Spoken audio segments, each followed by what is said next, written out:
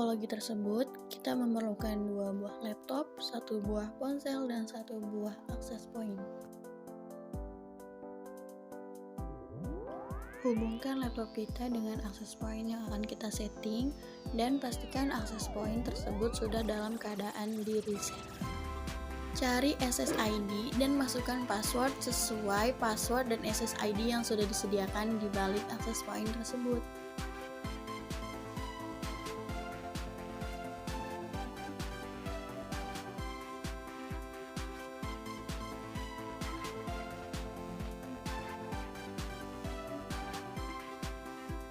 Setelah berhasil terhubung, maka kita buka Google Chrome dan masukkan IP access point tersebut, yaitu 192.168.0.1. Setelah muncul halaman untuk login setting access point, maka ketikkan admin pada user dan password lalu klik login. Setelah berhasil login, pilih tab Network dan klik LAN. Lalu, ubah IP access point pada kolom IP address sesuai IP yang sudah ditentukan.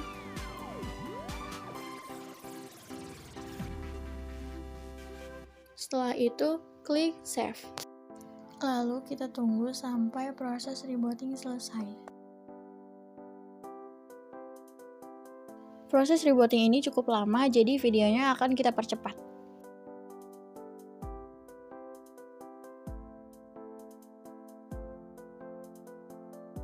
Setelah proses rebooting selesai, kita akan kembali pada menu login, lalu kembali login dengan admin. Setelah berhasil kembali login, pilih tab Wireless dan pilih Wireless Security untuk mengubah password access point. Ubah password access point sesuai keinginan kalian, lalu klik Save.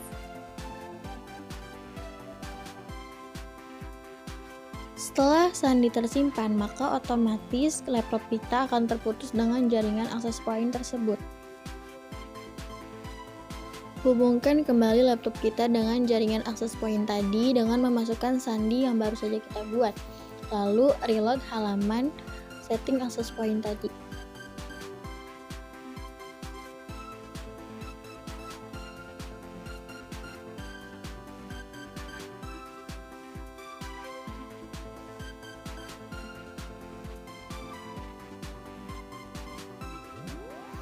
Setelah berhasil masuk kembali pada menu setting access point, pilih tab Wireless dan ubah SSID access point pada kolom Wireless Network Name.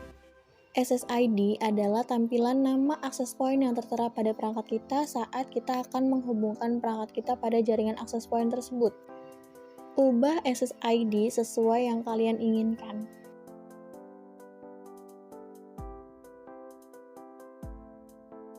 Klik Save, lalu tunggu sampai selesai. Setelah proses selesai, maka reload kembali halaman. Setelah itu, pilih tab DHCP dan setting DHCP yang akan kita gunakan, yaitu pada Start IP Address dan End IP Address. Fungsinya adalah untuk memberikan rentan IP DHCP yang akan diberikan pada klien jaringan tersebut. Buka aplikasi VirtualBox lalu klik Baru. Isikan kolom nama sesuai yang kalian inginkan. Ubah tipe menjadi Linux dan ubah versi menjadi Order Linux 64 bit. Klik Next lalu isi 1024 lalu klik Lanjut. Pilih buat harddisk virtual sekarang, pilih VHD lalu Next. Ubah menjadi 20 GB lalu klik Buat. Klik Pengaturan lalu pilih Penyimpanan.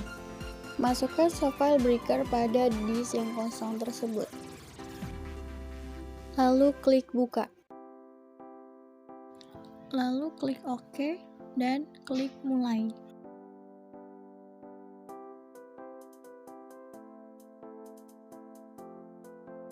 Pada tampilan ini, pilih opsi kedua menggunakan keyboard, lalu klik Enter. Lalu tunggu sampai proses install selesai.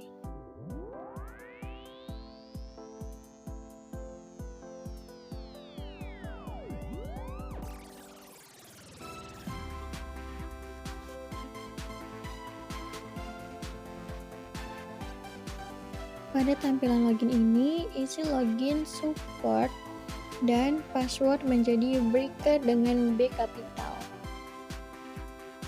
Lalu klik enter.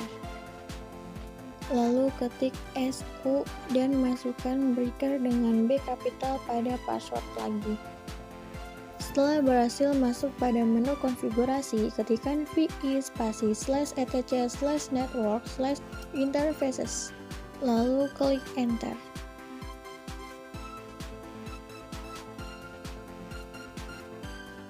Maka akan muncul deretan IP untuk server breaker yang telah kita install ini. Klik I, lalu ubah IP sesuai yang kalian inginkan atau sesuai yang telah ditentukan pada topologi.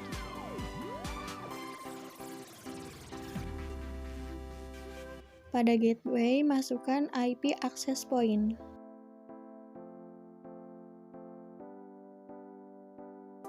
Lalu klik tombol escape dan ketik ×2 wkey, lalu enter. Setelah itu, lakukan perintah reset dengan mengetikkan perintah spasi /etc/init.d/networking-restart, lalu klik enter.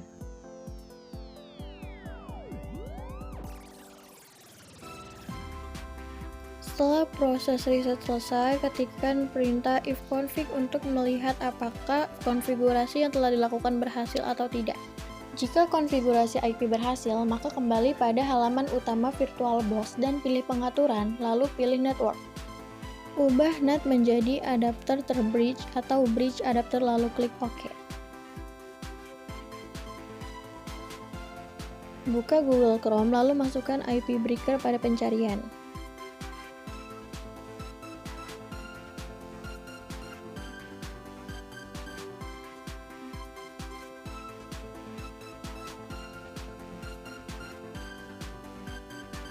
Setelah muncul tampilan ini, klik Advance lalu klik Process to IP breaker kita.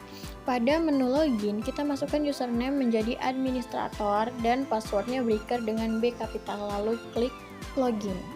Pilih tab IP PBX administrator, lalu pilih tab Extension dan klik Submit. Isi kolom user extension menjadi 1002. Lalu isi display name dengan nama kita. Fungsi display name ini akan menampilkan seperti nama kontak saat melakukan penelponan atau pemanggilan. Lalu isi account code dengan nomor yang sama dengan user extension dan juga isi secret. Lakukan hal tersebut secara berulang dengan mengganti nomor dan namanya untuk memberikan extension kepada perangkat yang lain.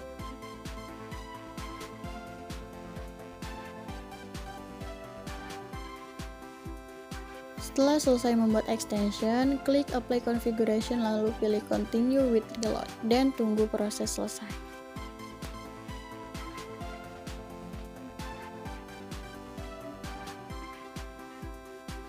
Aplikasi Zyper ini dapat diinstal dari Google Chrome.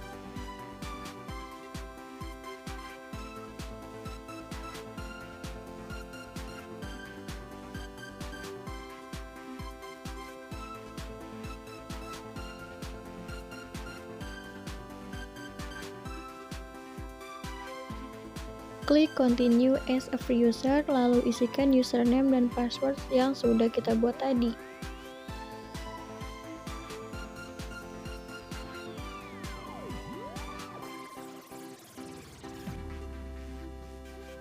Lalu ketikkan IP breaker dan tambahkan ×2 50 60.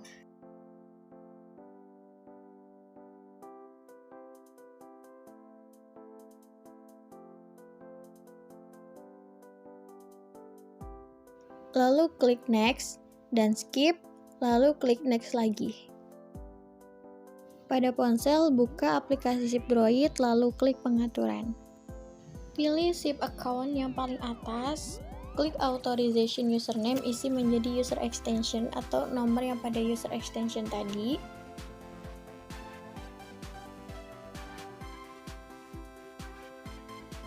Klik server or proxy, lalu masukkan IP breaker, lalu klik OK.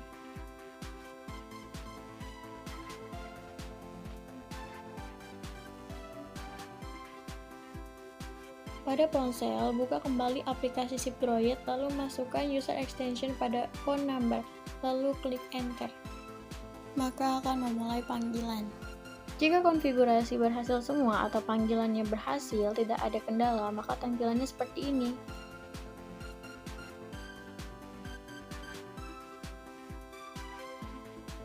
Pada laptop, buka kembali aplikasi Zyper, lalu masukkan user extension perangkat lain pada Find a Contact, lalu klik Enter, maka panggilan akan dimulai.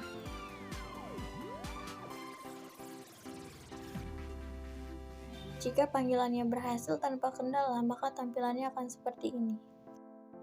Jika uji coba VoIP atau pemanggilan berhasil, maka konfigurasi VoIP berbasis soft switch telah selesai.